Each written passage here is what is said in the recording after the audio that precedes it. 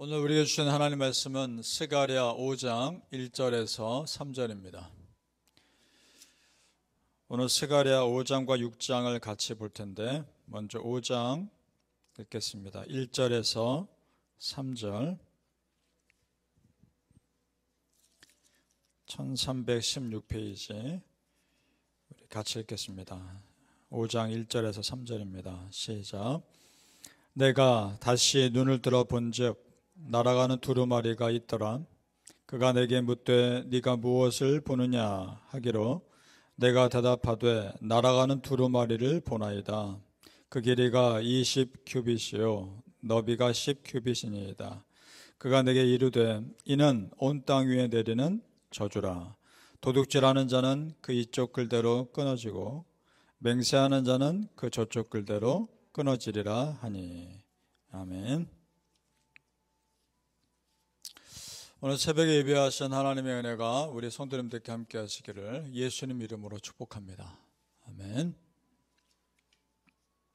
지금 하나님께서 계속해서 스가랴 선지자에게 참 많은 환상을 보여주고 계십니다. 그 환상의 내용을 보기 전에 한 가지 생각해 볼 것이 있습니다. 왜 스가랴에게 이토록 환상을 통해서만 계속 말씀하실까 하는 겁니다. 그것은 전적으로 하나님의 주권의 영역인데, 예를 들어서 사무엘, 예레미야, 이사야 이런 사람들에게는 하나님께서 직접 말씀하셨습니다. 메시지를 직접 그들에게 주셨습니다. 스가랴에게는 환상으로 말씀하십니다. 그리고 모세에게는 직접 나타나기도 하셨습니다. 모세가 하나님의 얼굴을 본 건 아니지만 지나가는 것을 봤죠. 그래서 십계명을 받아가지고 시내산 내려올 때 그 영광이 너무나 커서 광채가 너무나 빛나서 사람들이 두려워할 정도였다고 기록되어 있으니까요. 야곱과 그 아들 요셉에게는 꿈을 통해 말씀하십니다. 그러니까 보세요. 하나님께서 우리에게 말씀하시는 방법은 정말 다양합니다. 어떤 말씀으로 역사하실지 각 사람마다 가장 좋은 방법으로 하나님은 역사하십니다. 그리고 나에게도 상황에 따라서 전혀 다른 방법으로 또 나에게 말씀하실 수도 있습니다. 그런 하나님의 모든 가능성 열려 있으시기를 축복합니다. 따라서 성도님들, 내가 하나님의 말씀을 듣고 은혜 받는 방법만이 정답이 아닌 겁니다. 하나님은 얼마든지 각 사람의 상황에 맞게 은혜를 주십니다. 예를 들어 지금 우리 새벽기도에 나오시는 분들은 이 새벽기도의 은혜가 크니까 힘들어도 나오시죠. 그런데 새벽기도의 은혜만이 또 전부는 아닌 겁니다. 새벽기도에 나오지 못하는 상황에 있는 사람들을 위한 은혜도 있다는 겁니다. 따라서 우리는 그저 하나님이 어떻게 역사하실지 모르기 때문에 그저 겸손해야 합니다. 성도님들, 내가 아는 은혜의 길이 전부가 아님을 아시고 내가 알지 못하는 더 큰 은혜의 영역이 있다는 것을 믿으시고 그 모든 은혜의 가능성에 열려 있으시기를 축복합니다. 아멘. 자, 그러면 오늘 환상을 보죠. 스가랴 5장에는 날아가는 두루마리 환상이 나옵니다. 2절을 제가 다시 읽겠습니다. 그가 내게 묻되 네가 무엇을 보느냐 하기로 내가 대답하되 날아가는 두루마리를 보나이다. 그 길이가 20규빗이요 너비가 10규빗이니이다. 두루마리가 굉장히 큰 두루마리가 날아가는 것을 봅니다. 한 규빗이 사이즈가 길이가 센티미터로는 50cm입니다. 그러니까 20규빗이면 미터로 10m고 10규빗이면 폭이 5m인 겁니다. 그러니까 직사각형의 아주 큰 두루마리입니다. 성경에서 두루마리는 율법책이죠. 하나님 말씀이죠. 그런데 그 내용이 저주와 심판의 내용이 기록되어 있다라고 3절에 되어 있습니다. 그럼 그 저주가 기록된 큰 두루마리가 어떻게 역사하는지를 보겠습니다. 우리 4절을 같이 읽겠습니다. 4절 말씀 시작. 만군의 여호와께서 이르시되 내가 이것을 보냈나니 도둑의 집에도 들어가며 내 이름을 가리켜 망령되이 맹세하는 자의 집에도 들어가서 그의 집에 머무르며 그 집을 나무와 돌과 아울러 사르리라 하셨느니라 하니라. 아멘. 도둑과 망령되이 하나님의 이름을 일컫는 자, 이 세상의 모든 죄악된 사람들을 말합니다. 그 집을 심판한다는 겁니다. 자, 이 구절이 상당히 중요합니다. 두루마리가 말씀이라고 말씀드렸죠. 자, 이런 겁니다. 태초에 말씀으로 천지를 창조하시고 이 땅을 시작하신 하나님이 이 땅의 마침도 말씀으로 하신다는 겁니다. 말씀으로 창조하신 하나님은 말씀으로 심판하신다는 겁니다. 믿습니까? 이것이 중요합니다. 결국 말씀입니다.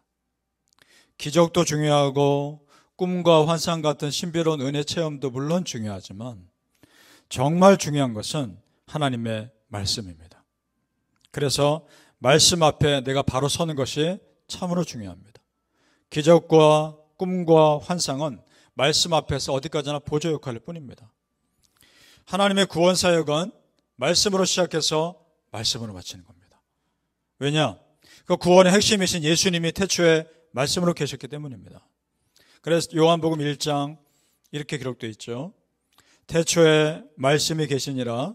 이 말씀이 하나님과 함께 계셨으니 이 말씀은 곧 하나님이시니라. 누굽니까? 예수 그리스도 아닙니까? 14절 요한복음 1장 14절에는 말씀이 육신이 되어 우리 가운데 거하심에 우리가 그의 영광을 보니 아버지의 독생자의 영광이요 은혜와 진리가 충만하더라. 아멘. 그 말씀이 육신으로 이 땅에 오신 분이 바로 예수 그리스도입니다. 그래서 성경에 기록된 하나님 말씀대로 사셨고 그 말씀을 완벽하게 성취하셨습니다. 성도님들, 따라서 최대한 성경 말씀 가까이 하시길 축복합니다. 성경 말씀 가까이 하는 것이 하나님께서 나에게 의도하신 삶대로 사는 거라 믿습니다. 우리 하나님은 말씀의 기준으로 우리를 다 달아보고 계십니다. 그래서 겸손할 수밖에 없습니다. 그래서 오늘 5장 보면 끝부분에 환상이 하나 더 나옵니다. 에바 환상입니다. 에바는 그 당시 곡식을 재는 큰 그릇입니다. 여인 한 명이 앉아 들어가 있을 수 있는 사이즈였다고 합니다. 그 에바에 한 여인이 앉아 있습니다. 환상 내용이 그렇습니다. 그 여인은 이 땅의 악함을 상징하는 여인입니다. 그 에바가, 그 여인이 들어있는 에바를 하나님 어떻게 하셨느냐? 들어다가 멀리 움직이십니다. 먼 땅에 보내시는데, 하나님과 전혀 상관없는 곳으로 보내시는데, 그곳이 어디냐? 신할 땅입니다. 11절을 보시죠. 11절 앞부분만 제가 읽겠습니다. 스가랴 5장 11절. 그가 내게 이르시되 그들이 신할 땅으로 가서. 신할 땅에 버린 겁니다. 신할 땅이 무슨 땅이냐? 이 세상의 교만을 상징하는 곳입니다. 이곳에서 무엇이 지어졌는지 여러분 기억나십니까? 바벨탑이 지어졌습니다. 하나님처럼 되려고 저 높이 올라갔던 바벨탑을 그곳에 세운 겁니다. 그런데 하나님 어떻게 하시느냐? 하늘 높은 곳에 내려와서 그곳을 흩으셨다고 되어 있습니다. 사람이 아무리 높아지려고 높은 탑을 쌓아도 하나님께 다다를 수 없는 겁니다. 사람의 힘으로 갈 수 없는 것이죠. 자, 마지막도 똑같을 겁니다. 마지막 날에도 하나님이 이 땅의 교만을 심판하실 것이고 이 땅의 악한 자들을 흩어버리실 겁니다. 사랑하는 성도님들, 오늘도 하나님 말씀 앞에 겸손히 나를 비춰보시고 말씀대로 살고자 힘쓰시기를 예수님 이름으로 축복합니다. 아멘. 6장으로 넘어가겠습니다. 스가랴 6장. 6장에 보면 또 환상이 나옵니다. 네 병거 환상이 나옵니다. 네 개의 병거가 두 산 사이에서 흘러나오는데 각각의 말들이 이끕니다. 그 말들이 색깔이 있습니다. 붉은 말, 검은 말, 흰 말, 아롱지고 건장한 말 이렇게 되어 있습니다. 이 네 개의 병거와 말들은 하나님의 심판을 이 땅에 실행하는 천사들입니다. 6절을 우리 같이 읽어보겠습니다. 스가랴 6장 6절입니다. 시작. 검은 말은 북쪽 땅으로 나가고 흰 말은 그 뒤를 따르고 어룽진 말은 남쪽 땅으로 나가고. 검은 말과 병거가 북쪽 땅으로 나가죠. 북쪽에 어떤 나라가 있느냐? 바벨론이 있습니다. 어룽진 말과 병거는 남쪽 땅으로 나갑니다. 남쪽에는 애굽이 있습니다. 바벨론과 애굽은 하나님 백성을 아주 오랫동안 괴롭힌 나라들입니다. 심판하신다는 겁니다. 그 심판이 얼마나 확실했는지를 보여주는 구절이 8절에 나옵니다. 또 8절을 같이 읽어보죠. 시작. 그가 내게 외쳐 말하여 이르되 북쪽으로 나간 자들이 북쪽에서 내 영을 쉬게 하였느니라 하더라. 아멘. 하나님의 심판을 대신하는 그 천사들이 심판을 했는데 하나님의 영이 쉬게 할 정도로 심판에 철저했다는 겁니다. 마지막 날 사단의 세력이 그렇게 무너질 겁니다. 사단의 세력은 완전히 무너질 것이고 우리 믿는 자들은 최후 승리를 거둘 겁니다. 믿습니까?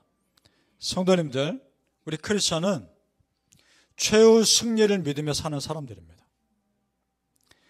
지금 이 땅에서 내가 지는 것 같고 내가 뭔가 일이 잘 안 풀리는 것 같아도 끝내 우리는 영광의 자리에 있게 될 겁니다. 믿습니까? 믿습니다. 예수님의 삶을 생각해 보십시오. 사람들의 공격을 받았고 그리고 억울한 소리도 들었고 끝내 십자가에서 죽임까지 당하셨습니다. 예수님 보기에, 사람들이 보기에 예수님의 삶은 실패한 인생 같았을 겁니다. 그러나 끝내 예수님은 그 죽음을 이기시고 부활하셨습니다. 그럼 우리의 삶도 그럴 겁니다. 성도님들, 우리는요 순탄한 길을 걷는 것이 아닙니다. 다소 거칠다 해도 승리의 길을 걷는 겁니다. 믿습니까? 이것이 우리가 이 땅을 살아가는 소망입니다. 마지막 날 어떤 삶이 기다리고 있을지 예수님의 영광의 회복된 모습이 기록되어 있는데 같이 읽어보죠. 13절, 스가랴 6장 13절입니다. 시작.